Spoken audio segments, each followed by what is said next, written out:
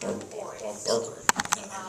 Some reports that there are foreign troops on the ground, but it's been very difficult to verify this information. Do you know anything about this? Joe, you want to handle that one? Foreign troops on the ground. I saw reports recently out of Maine that talked about this, that there were foreign troops in Maine. They had, in 2012, the Russians came and took over the NSA base in Colorado. I read a lot of these government PDFs, and this is a strategy for Homeland Defense and defense support of civil authorities. And in this, they conclude that a new North American cooperation is needed where there are no borders. And just about every one of these PDFs like this, from Homeland Security to the Department of Defense, all involve international military assistance. And that's what Steve Quill talks about too. The reports of the troops and assets being on the ground, working with American military. There's probably 200,000 that we know of that are working with U.S. military and under the auspices of the United Nations. But that document that Joe refers to essentially ties it together. And I mentioned the internment and resettlement operations document. That document talks about the foreign troops being here also to help with the camps, the internment camps. And it also talks about the Red Crescent movement. And you mentioned that earlier, the Red Crescent. Right. Which is the international version of the Red Cross. Right. And they will be involved. They will be the new Red Cross here in America. So, yes. And when we were outside during the last break, we were talking about the debt and the collateral for the debt.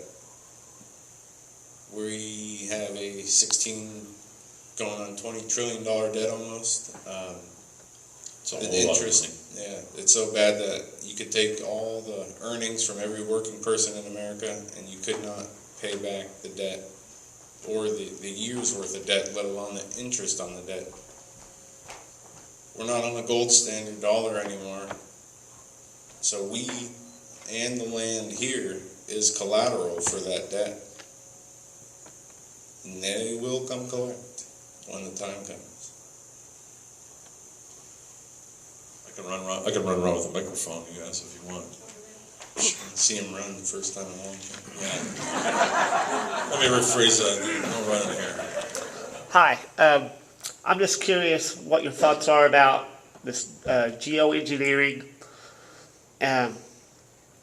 GMO foods, and how that pertains to their final in-game agenda and the singularity that I've read about. Right, soft kill. Joe is the GMO foods expert, Monsanto person, and Susan has sent some great information about Monsanto. But they're making through laws and regulations what they do. Monsanto now pretty much has blanket immunity to fill the grocery stores with GMO foods. And I really believe in the Bible, that's why it talks about us, we need to pray over our food. Because the food that they are giving us is deadly. It's void of nutrients. It's void of what we need, what we eat food for. And Susan, you found connections between Yeah. the military and GMO foods, Yeah, which blew my mind. I sent you that last week at the procurement agenda. It had Robert Gates and Jane Lute from Department of Homeland Security, and here's the guy, the head Pentagon. Well, they're secret governors for the Illuminati anyway. But yeah, there was a big, huge food expo a couple weeks ago that they went to, and they met with every single big bigwig in the corporations. And also, well, Mary Jane and I both found DHS has a part in the labs where they're testing food and meats And Joe, I think you found the executive order that basically takes over all farmland. Oh, yeah. Food Safety Modernization Act, that was passed, it was S510, and it was passed in 2011, and it is being implemented this month. So, I probably don't need the microphone if you can hear me all right. great voice. Talking about the Illuminati, and I'm of what I've studied about end times for many, many years. I'm assuming that that's the beginning of the 10-nation confederacy that's supposed to show up, during the tribulation and so forth. Where does Russia, China, Saudi Arabia, Islam, where do these major factions enter into that puzzle? Do you know? Or any ideas? Yeah. All right. Thank you for asking that. The ultimate objective of the Illuminati is to, as you mentioned, create 10 trade zones across the world. Five economic zones here in the United States, but 10 trade zones. Where does Russia and China fall into this?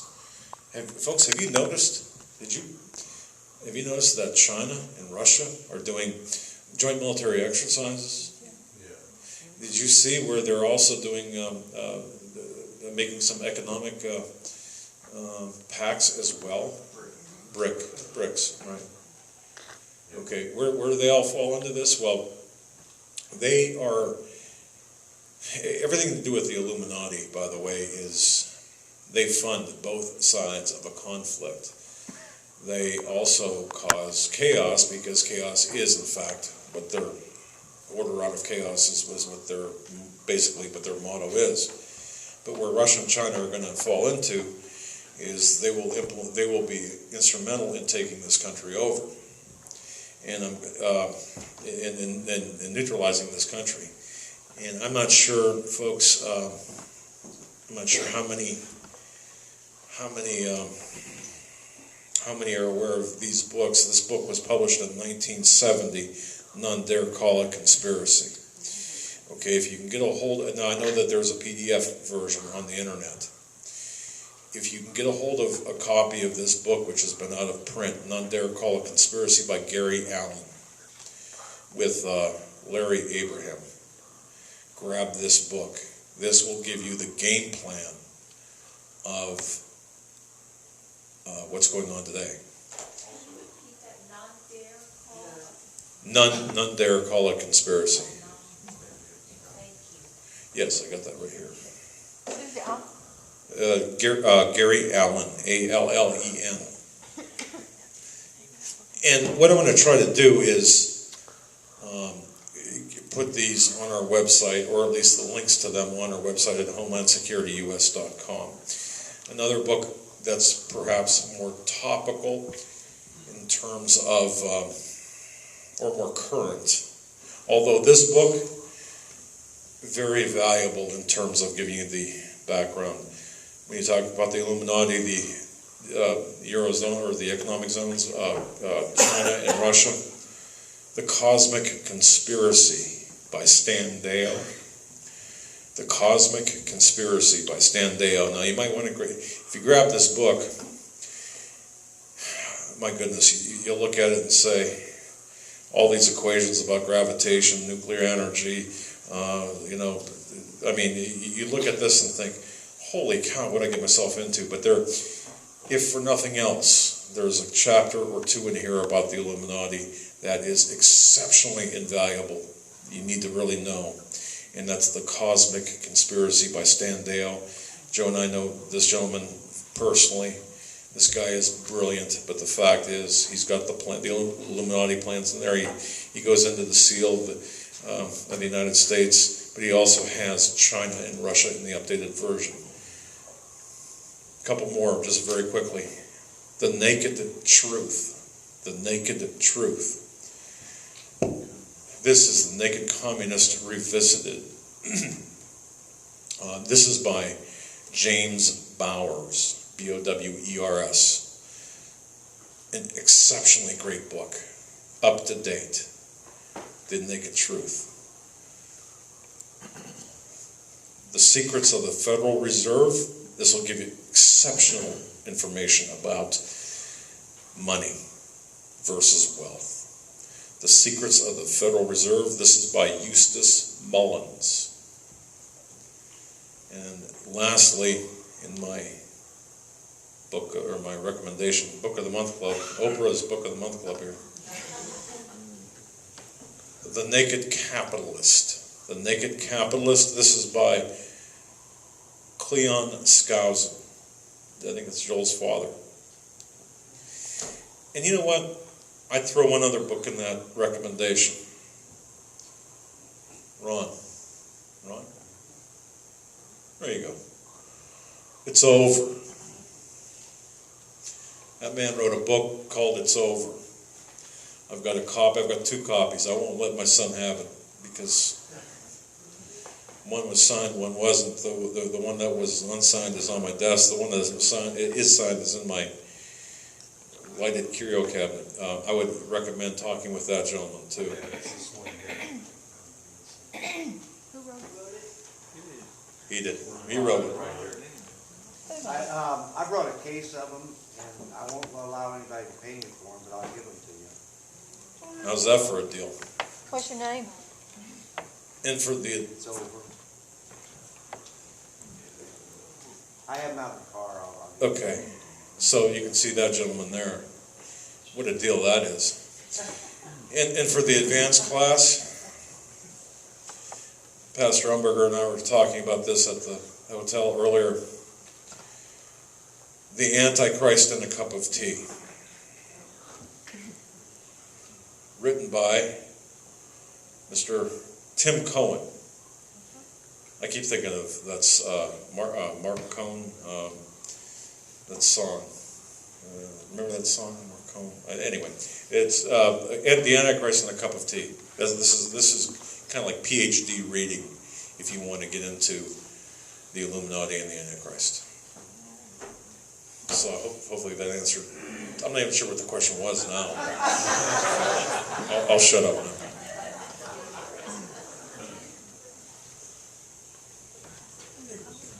Go ahead, ma'am. You don't hear very much about Israel and how that plays in. Where does Israel fit into all this? Israel is the land that obviously was established by God for his chosen people. And what we're seeing in the Middle East right now, the quote-unquote Arab Spring, is really an alliance of nations that are going to come against Israel. It is a timepiece, really, to see how Bible prophecy is unfolding. Syria, Jordan, Libya, Egypt, all these nations are aligning themselves with Islamic radicalism because the peaceful, secular leaders that were in there before wouldn't do that. Now they will be able to come together against Israel. And Psalm 83. Yeah, I've heard a couple theories on Psalm 83, and nothing has not been revealed to me personally exactly what will happen or how that will play out. But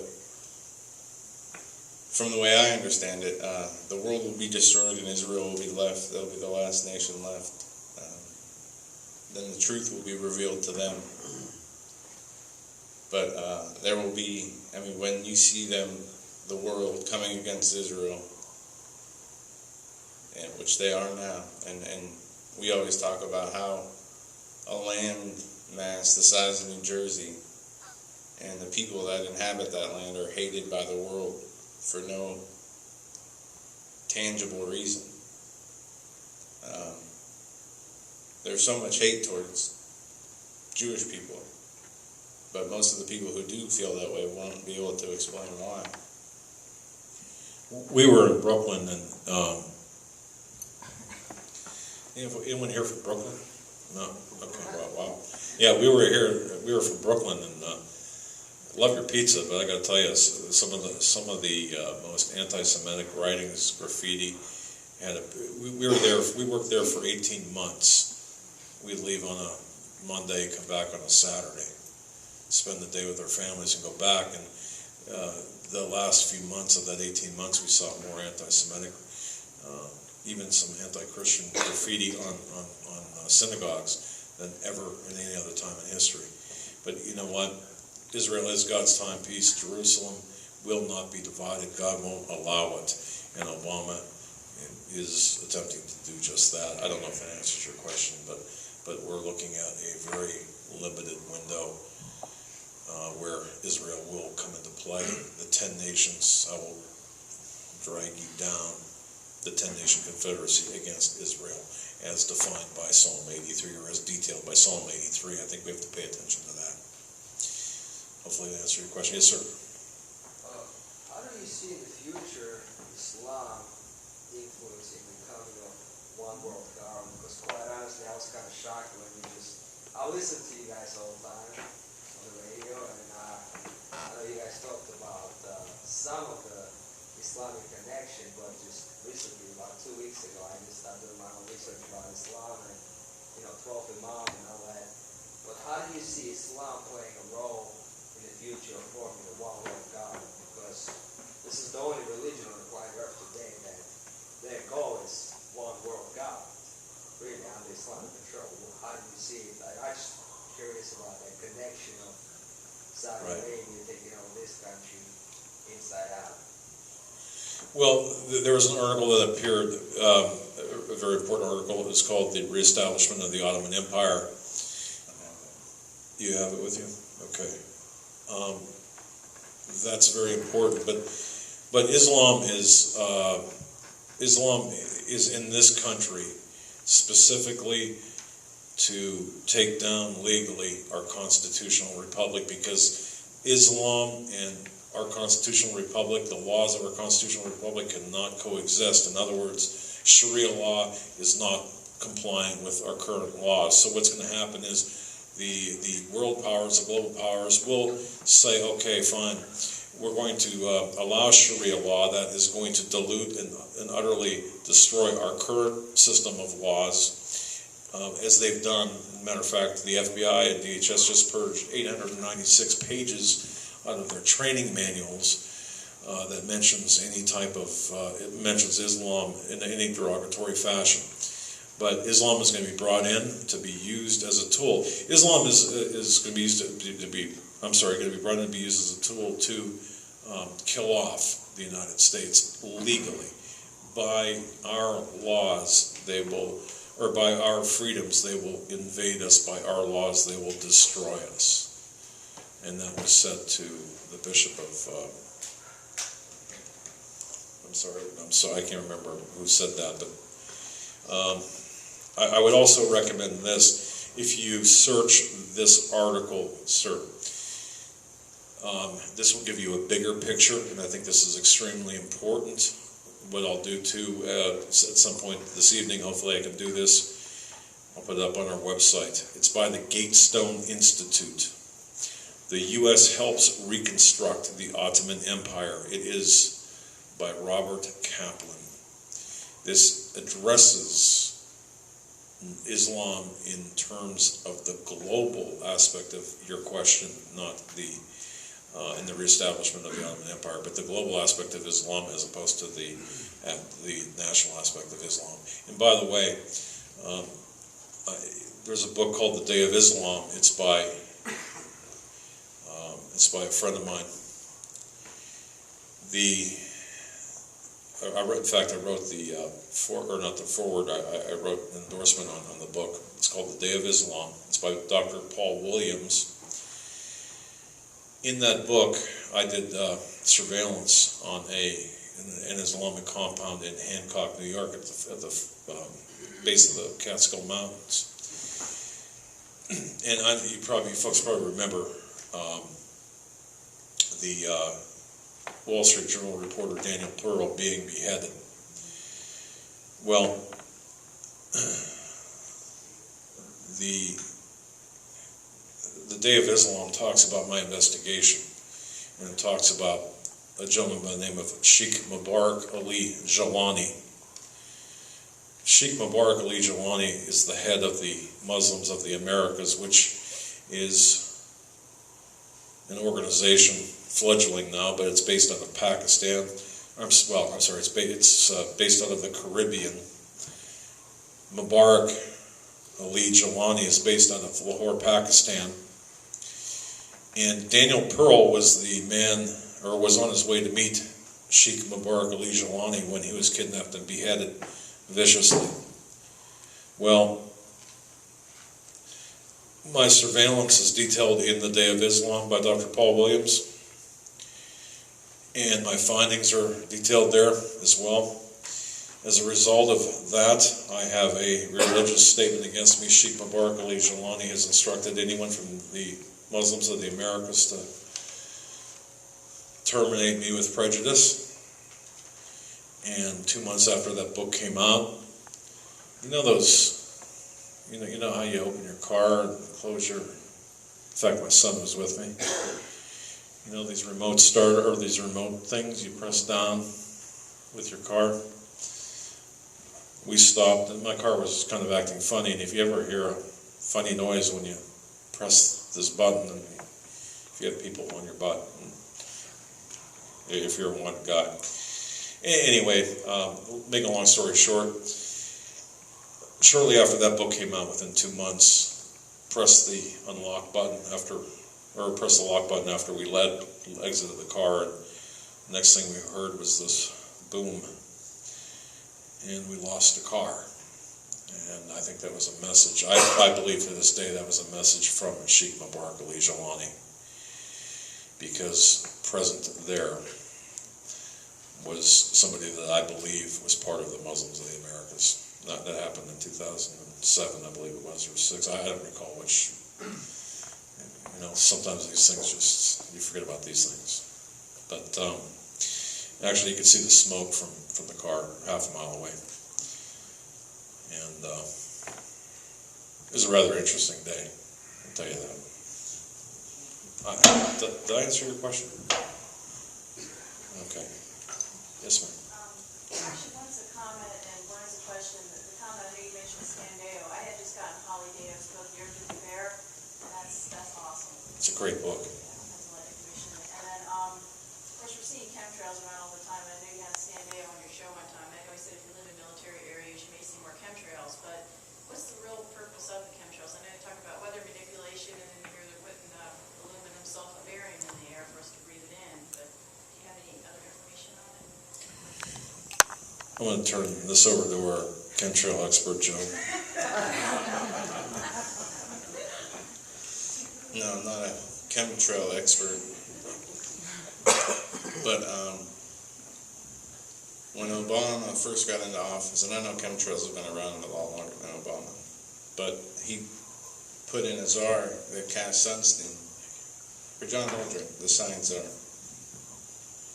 And he wrote a paper on geoengineering, weather manipulation, and why it's needed because of global warming.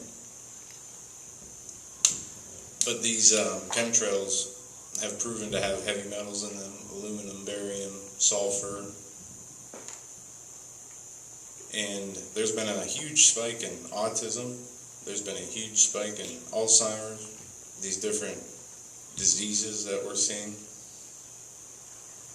And I don't know, with the vaccines and the heavy metals and the foods that are unhealthy that we're eating, if those... Basically, the overall agenda is to make people sterile. This is not working as fast as they'd like, but if you read State Memorandum 200, it's a Henry Kissinger document on eugenics. It talks about within how to destroy the food and put different chemicals in the water and in the air, so in 3 generations of people consuming these things, they would be sterile. And that goes Georgia to, Guidestones. yeah, that goes to the depopulation agenda. Now, some people say they're as harmless as covering certain areas for other countries' satellite capabilities. And some people say that they're as harmful as making wildfires even more intense and polluting the air, water, soil, and etc. And the GMO seeds and crops play a lot into this because it's been found that soils with heavy metals will not grow properly foods that are natural. But these GMO crops will grow in almost any kind of soil. But just seems to add to, everything seems multi-purposed. But if they could have a mentally lobotomized, sterile human race, that would serve their goal. Yes, sir. Now, the correlation with what you just said and how that tethers into like HARP as well, because I know that, we've got these stations all throughout the country and the world where they're using to manipulate, or potentially using to manipulate the weather as well. And we know that the heavy metals like aluminum and all have a correlation to like, Alzheimer's and stuff like that and all. So how do they think, and there's probably no answer to this, but how do they think that they're going to get away from their own manipulation of us? They have... they're poisoning their Right. surroundings, so are they, are they that crazy? And yes, they are, I guess. Well, that they think that they're going to get away from it themselves.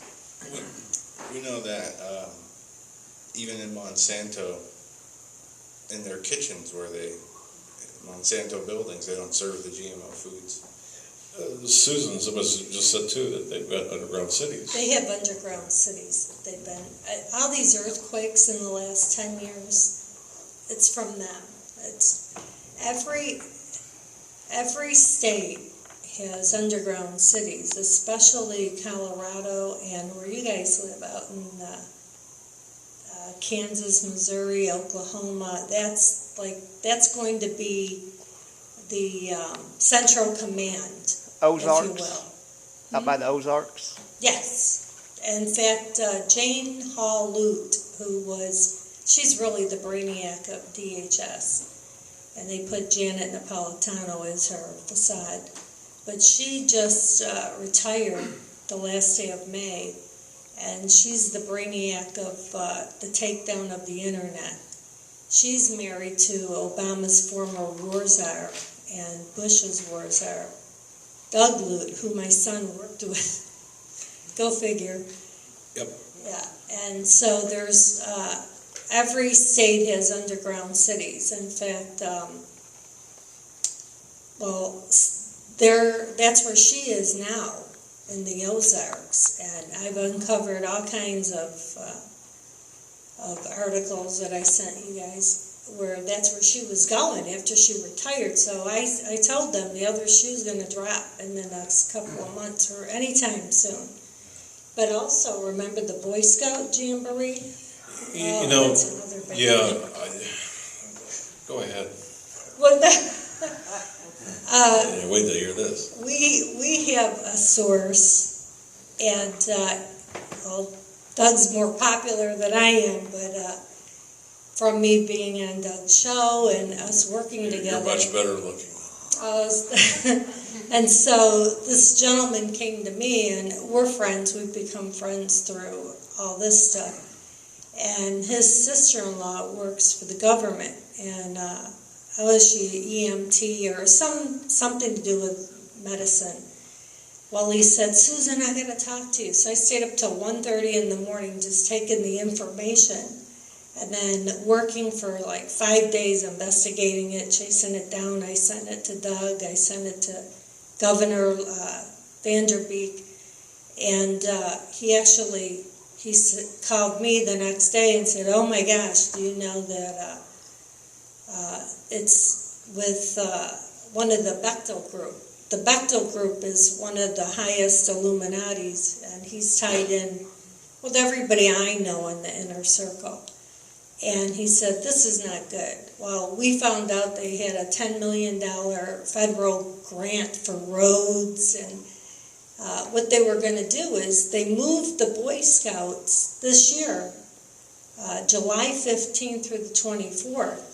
Is the first time in 30 years they're taking the Boy Scout Jamboree of 40 to 50,000 Boy Scouts, and they're moving them to the Bechtel group, which is a big park, and it's in a technology park where the NSA has their stuff. And so I sent the stuff to Doug, and then the governor, he looked over everything, and he did up a big article where Alex Jones put that up. Now it's floating around, but I worked on that investigation for like 5 days and passed it on. We pass it around. You did a very good job, and this is something that we have to watch. Folks, I got to say this, I keep saying I'm not going to say any more about that meeting I had, but there will be a blood sacrifice of children. I don't know what that means, except to say that there will be a blood sacrifice of children, according to what my DHR said. I don't know if it's all part of the larger agenda, the anti-gun agenda, but according to what he said, it will involve a large casualty event, particularly of children. And Well, then Doug, she had mentioned I that. wanted to mention too, when I started the research, the first thing that brought my attention was I noticed the United Nations is help sponsoring this. And I freaked out because they're so tied in with DHS, because Jane Hall-Lute, who just retired, used to be a huge officer for the United Nations, and she's best friends with Susan Rice. It's the same circle of people over and over and over again. These people go back to Kosovo, Bosnia. That's all small scale of what they're doing now. And yesterday in California, another gun attempt. But the president was visiting, so you could see it's all set up. Yeah, at our hotel last night, he was on, and I had to turn on Nickelodeon. No, it was interesting. We were watching, we just got into the room, and we turned on the TV, and it was on a news station, and they were talking about that shooting, and we heard the mention of it on the radio, and all of a sudden my dad says, he looked at the screen and it said that probably 5 people hurt or killed, and he said, oh, maybe it's a handgun. Right away the announcer came on and said, guy dressed in black wearing bulletproof vest and an assault rifle. And, I mean, You know what, ladies? Here's, and I understand, time's getting short, but I have to say this. I'm a hard sell on conspiracies, because there's a lot of things that could be attributed. A lot of people will attribute conspiracy when it's actually incompetence, or a lot of people will attribute something nefarious when it's not, right? He thought 9/11 was the way that they said it was. Oh, absolutely. 2 years ago, maybe. Absolutely. I thought 9/11 happened exactly like they said it happened. We'd argue all the way to New York City. Oh, we used to wrestle in the van going over Interstate 80, 60 mile an hour. It was a mess, but seriously, you need to say, well, 9/11 was an inside job. Well, inside criminal elements of the government. But the fact of the matter is, if you look back at, for example, Sandy Hook, you look back at the Boston Marathon bombing, the Aurora shooting. Look, I don't know how much of this stuff is true and how much isn't in terms of what we see, I can tell you this, none of what we've been told is true. I just don't know what degree. I don't know, in other words, I've not taken the time to investigate these, but I can tell you this, we're being lied to at every turn. We're being lied to. Well, Doug, with the Sandy Hook, because I investigated some facts behind that, and the kid that was the killer, his father was worked for the government, and I chased down that trail, and the general's brother that used to be the head, who's connected to the Federal Reserve and all the banks, he was the head of the LIBOR scandal.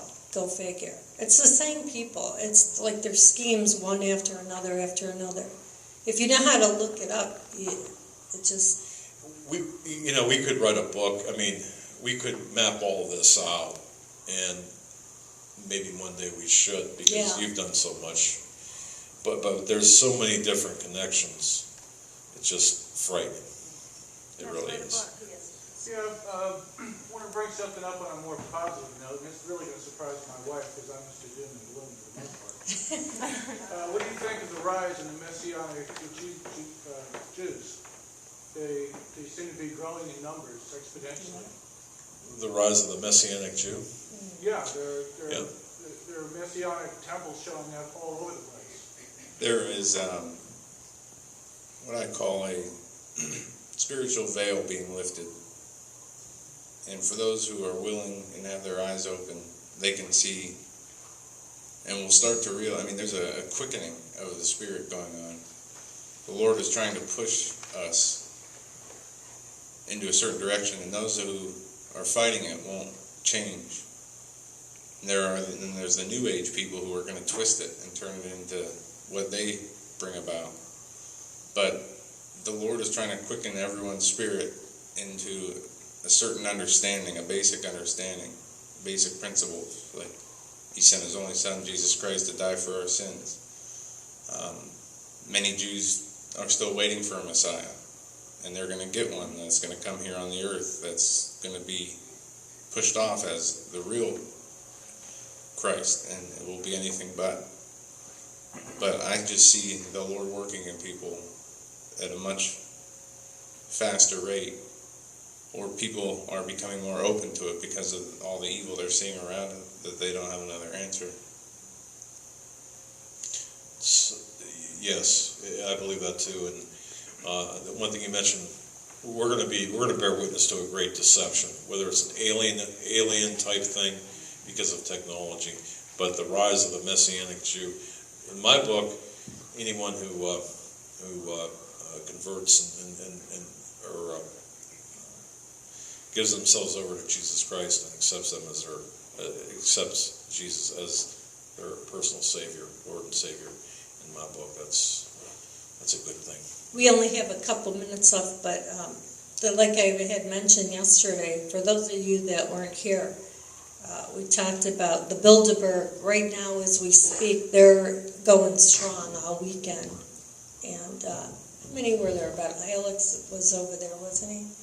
Yeah, my invitation got lost in the mail, but the Bilderberg group. And I've been accused of being a lot of things, but yeah, it's 130 or 140 with 30 being on the steering committee, I believe. Yeah. Where is it this year? It's in the UK. It's, in the UK this year. And if you notice too, presidents are selected, not necessarily elected. And of course, you guys are like the advanced group of everything, so you know what happened in Chantilly, Virginia back in 2008 with Hillary and Obama. So, yes, ma'am. I just wanted to add a positive note about what's happening in North Carolina. We have a Republican governor who declared a week of prayer. I think it was last month. We have a believing lieutenant governor. We have one of the Supreme Court justices that was reelected is a believer, and we have a Republican House and Senate in North Carolina. We're moving. I'm moving here. Yeah, let's go. Let's move here. Pastor Burger, can we pitch a tent up? All right. You had a question, ma'am? Oh, I did, but I'd rather let it end on that note than my question. Dredge up some other stuff that we were talking about. Praise God, really. Yes, sir? Rich. Are there not a coalition of good people in powerful positions that remain and is there an awareness in the mainstream media that at some point in time, they're going to have to answer for their careers and possibly reverse course and start reporting on this as it should be? Yes, Take the first part of that. There are, and you won't hear of them, there are military personnel that follow the Lord. These are people in high places in the military, just like there are people in high places in the government military that don't and follow Satan's plan or the government's or man's plan. But yes, there are some good, very good people in the high places in the military. I've even talking to one, and they're working as hard as they can to get people in understanding, and they're fighting off these evil forces. We're talking about Christians in the military. I mean, very high-level Christians. And so don't lose hope. I mean, not everyone in the military is bad at high positions. You've got or DHS or any government agency. Oh, yes, ma'am. Oh, I'm a little go ahead. confused. You say they're coming after the Christians, which I know will happen, but given the Vatican's complicity in all of this with the Illuminati and everything, and the large population of Catholics in South America and around the world, I don't understand how that's going to play out if they're going to, come after the Christians, but yet the Vatican's involved in it, and there's so many Christians out there. Yep. You heard of Lucis Trust? Yeah. They have their papers here for their New World Religion. And what they plan on doing, just basically, is they're going to use, they call it the Christ. And they're going to, and this is one of the things that people have to understand, there's going to be a time very shortly where they're going to present artifacts, evidence, along with a person, stating that Jesus was real, but he was a man who came and gone. The Merovingian bloodline. I don't know how many people have heard about that, the Merovingian bloodline. Okay. So Christians are going to be in a spot where they're going to have people showing them evidence or their version of proof that this person is the real Christ, and this person will be able to perform miracles and wonders, and the long and short of it is the majority of religious people will conform. Those who are in Christ will be singled out. So it won't appear, some Christians will conform to this new religion. Some Catholics will, Muslims will. Joe, I believe it's a distillation. I think it's a distillation of the Catholic Church. The Vatican Bank, by the way, who owns the Vatican Bank but the Rothschilds ever since the 1850s? They've been infiltrated, the smoke of Satan. By the way, this new pope, has there ever been a time in history when we've had two popes, a black pope, and a black pope meaning the Jesuit pope, and the Pope Benedict, or correct? Yeah. Thank you. It's absolutely unprecedented, and I'll say this, that the Vatican, Catholics had put up just a very nominal struggle. We've got how many abortions every day? How many abortions every year? Where is the Catholic Church? Where's the fight in the Catholic Church in this? As investigators, we always say follow the money. That's part of it. The duality of the two popes. But that's a whole day in itself. Will I be ushering in Chrislam?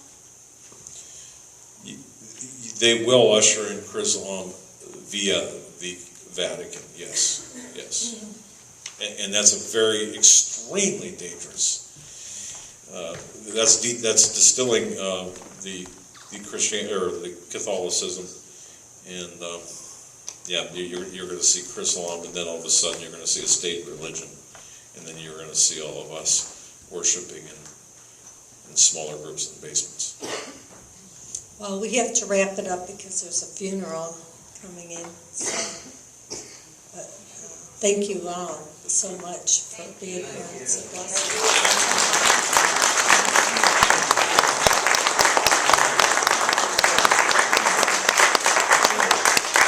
We'll be back for the service in the morning with Susan. Yeah, 10:30 in the morning service. If you want to get a parking space, you probably want to get here about 10:15.